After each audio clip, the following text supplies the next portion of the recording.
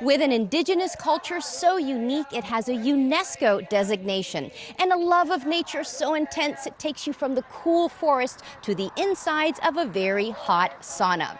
And then we travel along the trail of little villages that are so sweet, but they're actually called the Onion Route. Today we are taking you to get curious about the culture and traditions of Estonia.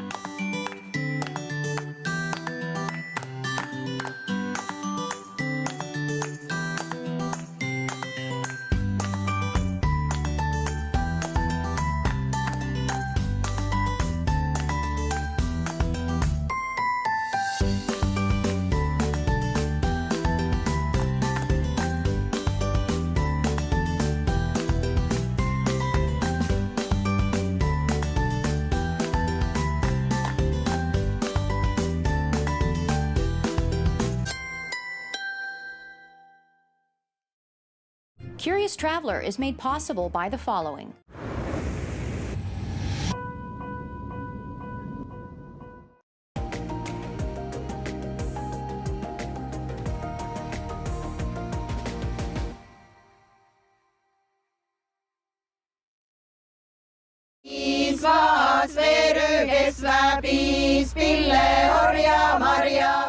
Estonia is a country rich in natural beauty with a fascinating history and oh-so-colorful folk traditions. Before this small but mighty country was invaded, occupied, and influenced by its Russian, Scandinavian, and German neighbors over the centuries, Estonian culture was more closely related to the Finnic and Baltic regions. Fortunately, special regions of Estonia have managed to retain this unique identity through its culture, its language, its religion, and its traditions.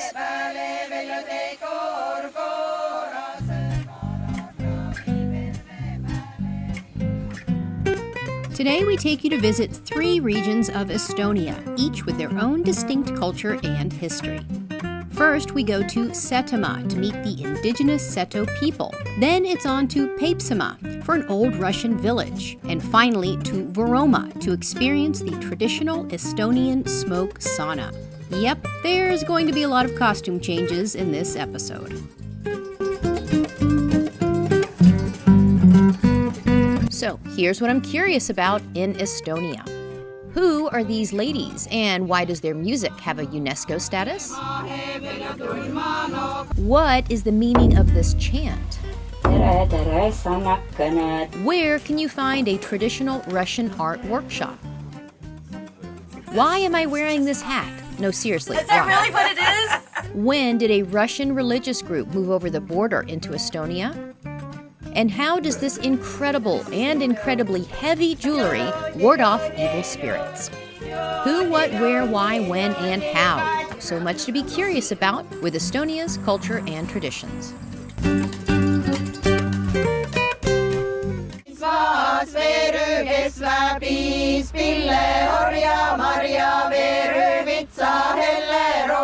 Our first stop is to the Setomaa region in the southeast corner of Estonia, right on the border with Russia. It is here that the centuries-old Seto culture is preserved. The Seto people are an indigenous group with Finnic roots. The Seto religion is a hybrid of Eastern Orthodox Christianity infused with a few old pagan customs. This blending of beliefs happened when the Estonian pagans were Christianized beginning as early as the 10th century. While most people converted, a few of the old pagan traditions were incorporated into the new religion. That is why, to this day, at church services like this one, you will see food offerings at the altar, a pagan custom brought into a Christian church. Many of these Seto folk traditions have been preserved as well, including these wonderful bright red folk costumes with shimmering silver jewelry, and the Seto language, which for centuries was passed down only through the oral tradition, with nothing written down. Thankfully, some of that language is preserved through this tradition, the Seto Lilo folk song. Seto Lilo singing is at least 1,000 years old, possibly more. Its unique sound is polyphonic, with similarities to monks chanting. It requires a lead singer and a choir. The choir typically repeats the lead singer's last verse by joining her on the last syllable. Seto Lilo singing is so treasured and so unique that it was given a UNESCO Intangible Culture status in 2009. To tell us more is one of the Lilo singers, Marie, and her daughter Ida, who was a little bit shy this day. First of all, thank you for inviting us to witness this. This is amazing for us. You all look wonderful. You sound wonderful. Tell us a little bit about what is it that you're singing about and how does that incorporate into the Seto tradition? Well, Lilo is a traditional song of Setos, as you might know already. It is believed to be more than 2,000 years old. Wow. And the Lilo was accompanying the everyday life, like every activity, every work, every ritual had its own songs. These songs were and are about everything from prayer to praise to politics, to even matchmaking or an Easter celebration, and often simply about something to make the working day for the peasant a little bit more pleasant. Like the song you heard before, not this one here, but it was about how you walk to the fields and start to harvest. And also the singing was helping with hard work. Of You course. do the repetitive movements and you accompany it with the song and it goes easier. And out of that whistle while you work origin came a very specific and unique form of music. If you listen closely, you will start to notice a certain rhythm and pattern to all the songs. The melodies take some time to get used to and to make the difference. When I first moved here, it sounded quite awful to my ear. It doesn't sound awful at all. It just sounds It's like serious. very monotonous and very repetitive. But when you grow into it, it is really exciting. Setos have this very specific melodies. Yeah. It's called 1/3 semitone, and it is quite unique in the world. It sounds quite different. It sounds a little bit oriental, and it's found in Setomaa, and it's found in some little villages in southern Russia. And that's it. And that's it. Nowhere else in the world. And this unique sound with its unique math must be performed in a unique formation. You may have noticed that these ladies are always standing in a circle or a semicircle. Well, there's a reason for that. Traditionally, Seto singing was polyphonic. So every singer had to improvise their own melody. There was no set melody. It's not like in choir singing, when altos have their part and sopranos have their part. Everybody was doing it with, there were very strict rules how you can do it, how you can improvise. But the melody itself is simple, but the variation of the melody on spot is quite challenging sometimes. I was going to say, how does it work when everybody has different, tones and things? You have to listen. You have always listen. That's why they are standing in half circle, and actually it should be right to stand in the full circle, so that you can see, you can interact with other singers, and you can hear what the other people are singing. And last but not least, just in case you weren't impressed enough with the Lilo singing tradition, these songs and singing style were passed down through the generations in a very special way. Is any of this written down? Because I know Seto culture is an oral tradition. You can write it down. There are systems invented by scientists, but originally nobody wrote anything down traditionally. Right. I mean, you were listening to the other women singing, and then you learned it from childhood. And today, the tradition lives on, with Seto Lilo singers gathering for special holidays and festivals, proudly carrying on the heritage of their ancestors here in their native homeland.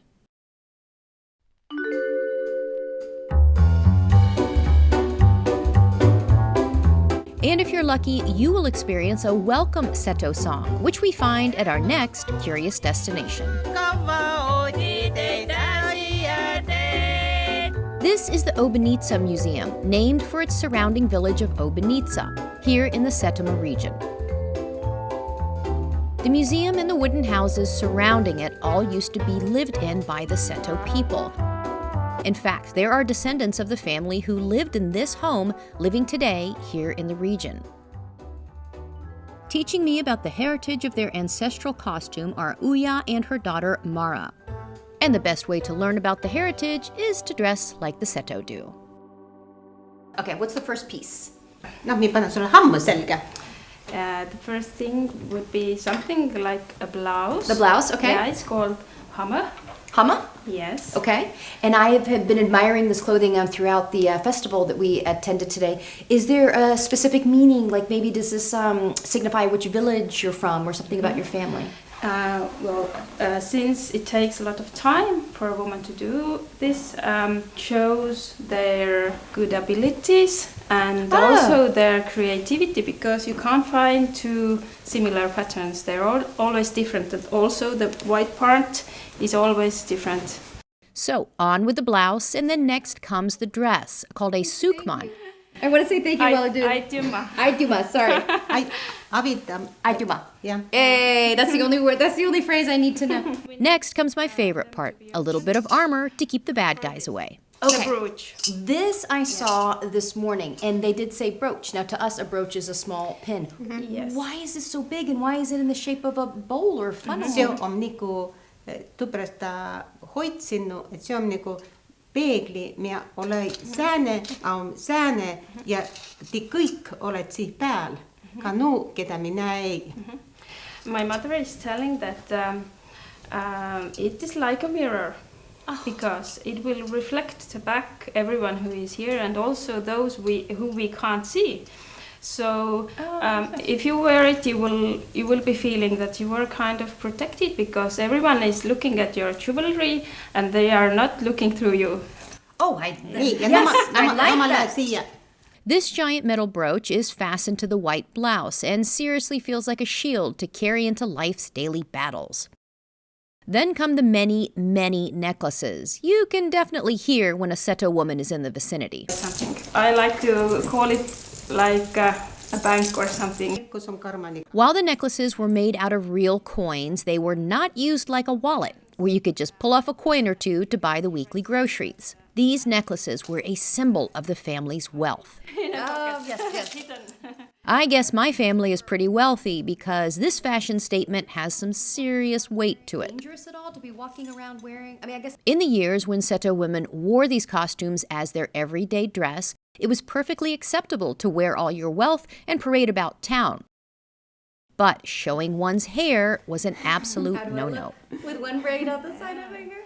In different cultures, having a woman having her head covered means different things. What does it mean in the Seto culture? Hair is very personal. Okay. And also some people say that hair has so much information about you that interesting. You will keep it to yourself. That's nice. Yeah. You go back in time. So the hair is braided and then tucked under a kerchief with various ribbons or hairbands added, depending on the wearer's age and marital status. Then it's time for the belt, usually in red, to symbolize youth and good health. More than 100 years ago, with your I saw what she was doing. She just looks at me and she goes, let's see how tight we can go. Make it super tight. I'm kidding. And then a final spin, and the transformation is complete. I think she's just wanting to spin me now to see what happens. grandmother. Is hugging appropriate? Setas ka meeks. Setas also like hugging. Seta's like, okay, okay, we're going to do a group hug. I can't sing, but I can hug. And tell me thank you again. Aite. Aita? Aituma. Or Aituma. Aituma. We hug as well. Aituma. Thank you. I feel like I'm part of the club now. And club membership involves dancing Seto style, especially if you're a walking piece of jingly musical history.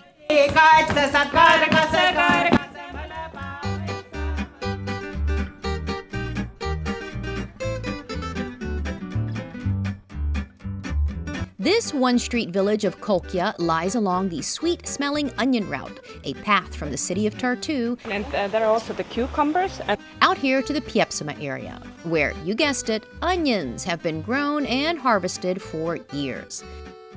In fact, this sometimes stinky staple has been a primary crop and has helped support the farmers and families here for generations.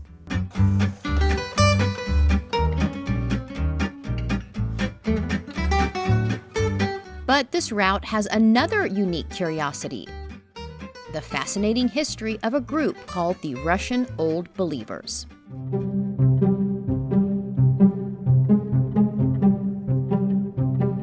In the mid-17th century, there was a schism or division in the Russian Orthodox Church called the Raskol. The division happened because, over the centuries, Russian Orthodox practices had slowly changed from their original Greek Orthodox roots. So, the leader of the Russian Orthodox Church, Patriarch Nikon, made sweeping reforms to the rituals and traditions. Nikon changed practices like when and how to bow. He also changed the 2-finger sign of the cross to a 3-finger sign, and he also made changes to the liturgical books. Because of radical changes like these, some traditional Russian Christians called Nikon the Antichrist. This group became known as the Old Believers because they believed in the old ways of the church and not Nikon's new ways. In order to worship as they pleased, some of these Old Believers left Russia and settled here in Estonia, in the Pepsimus region. Here, they built new churches and freely practiced their faith in the old traditional ways. There are 11 of these churches still here, including this one. You can see the Russian Orthodox cross here with the 3 bars, the bottom bar tilted. To learn more, we visit this adorably pink house, once the home to some of those Russian Old Believers. Today, it is the Piepsima Heritage Center, which works to preserve the culture and history of the area through its arts and crafts. So this looks like little duck marks. Yeah. And it is where we meet Daniel Rogovsky, a volunteer here and also a student of Russian Old Believers history. So the problem in Russian church was that they wanted to edit liturgical books, so the service books that are required for a religious service, and because before they were copied by hand, there were lots of mistakes and they couldn't find the original. So eventually they decided to turn to Greek books, contemporary Greek books, like 17th century Greek books, to check if everything is correct as a guide. But a part of Russian society thought that Greek church was fallen because it was under Turkish rule at that time already. So they didn't want to accept it. And there was another very important reason why the Old Believers refused to adapt to the new ways. They were convinced that actual Russian books are also, let's say, holy. So, like, you don't have to change the rituals.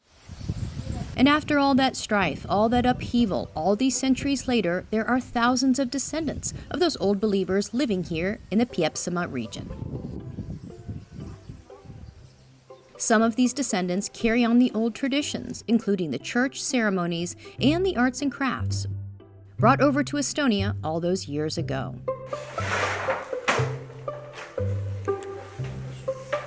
This is Pavel Varanin. He has written extensively on the history of Russian Old Believers, and he's also a descendant of the Old Believers. And as you can see, he is also an artist. With a children's book series featuring Rabu, a fish born here in Lake Peipus, but travels the world on his bike.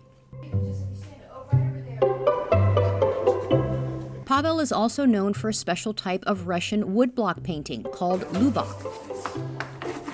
which dates back to the 16th century.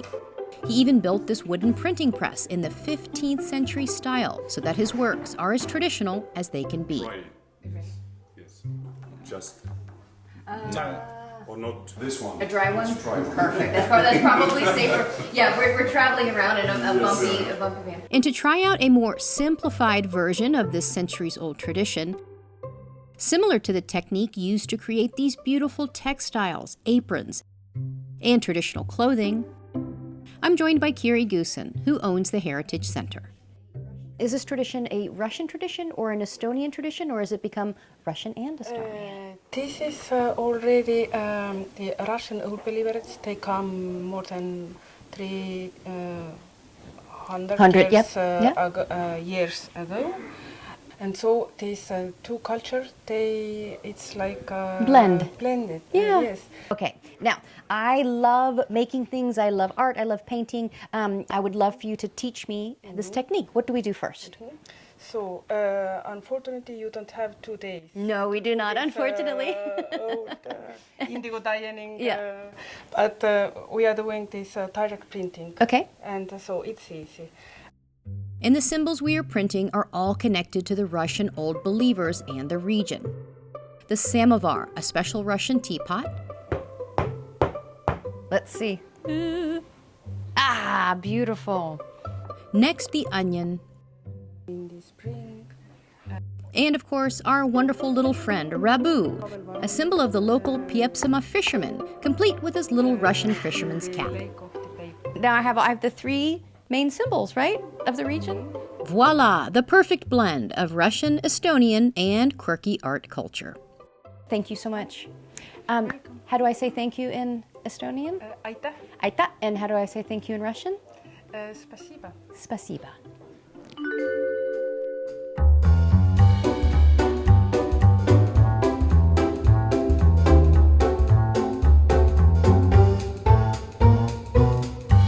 Our final stop takes us to the Varoma region to experience a centuries-old steamy tradition and to meet Mother Nature, walking barefoot in the grass with her dog. Oh, big stretches.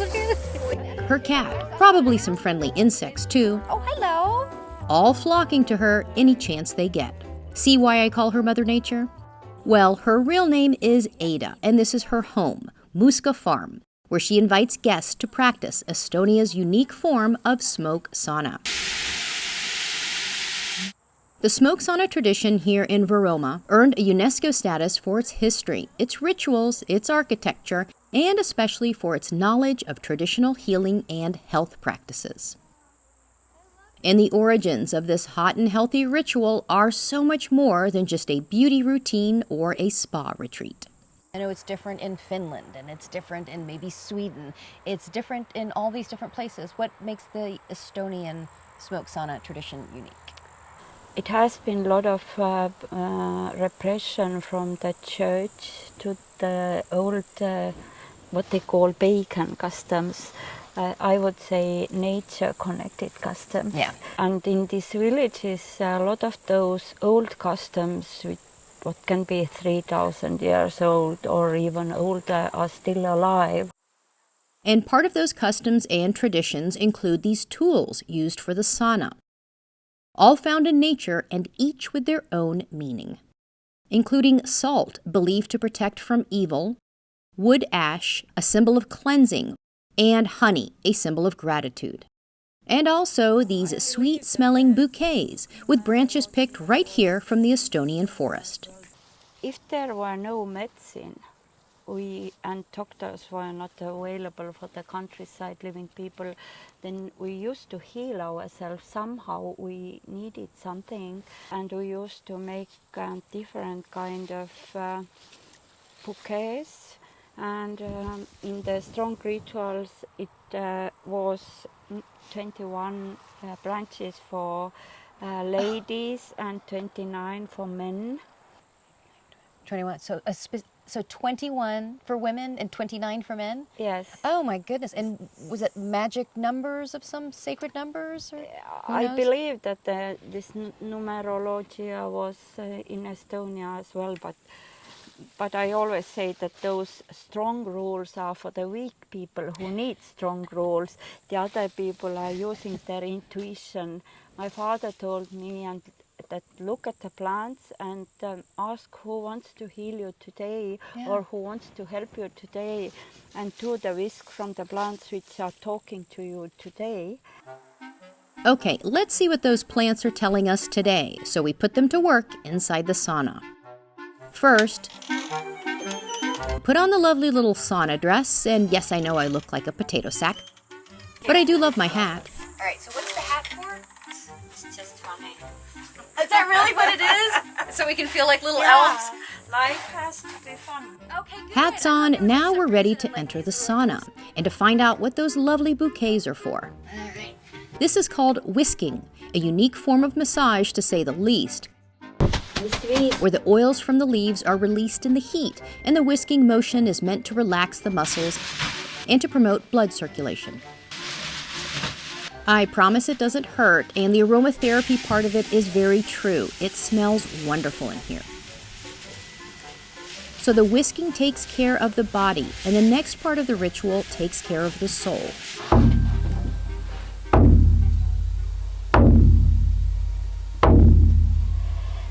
Ada chants and beats on a drum as part of the ancient ritual and mythology of the sauna.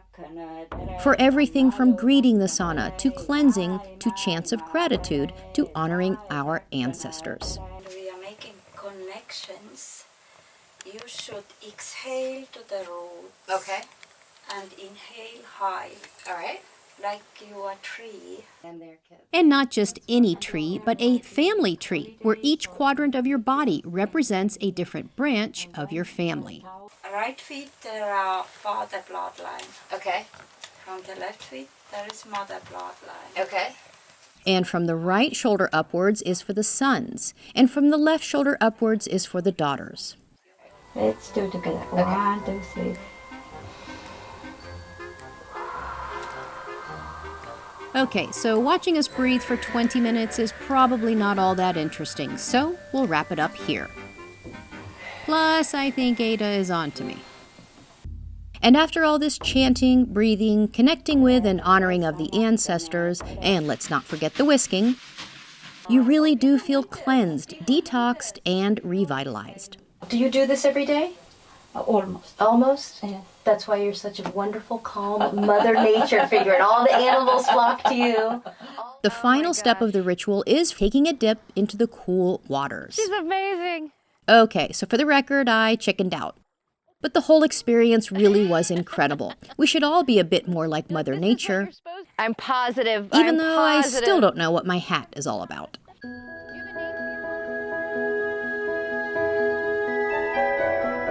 So, from an incredible form of song born from the fields of peasants, today elevated to a UNESCO status, to a beautiful form of dress, complete with a delicate form of armor that jingles when you dance,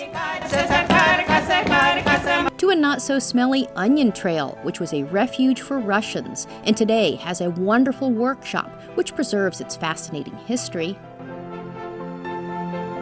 And finally, to another centuries-old tradition started by nature worshippers long, long ago, whose knowledge of and faith in nature's miraculous cures still holds true today. Estonia's culture and traditions have so much to be curious about. Thank you for joining us on our educational journey, and hopefully now you're even more curious about the who, what, where, why, when, and hows of Estonian culture, folklore, and traditions. As they say here in Setomaa, hyvää terveyttä, pika ikä.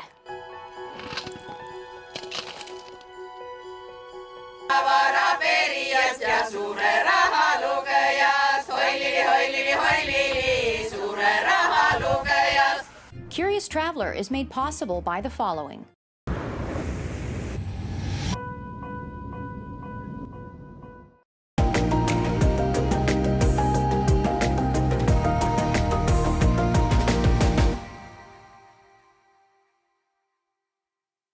Still curious? Go to CuriousTravelerTV.com and follow us on Facebook at Curious Traveler TV, on Twitter at CuriousTravTV, and on Instagram at Curious Traveler TV.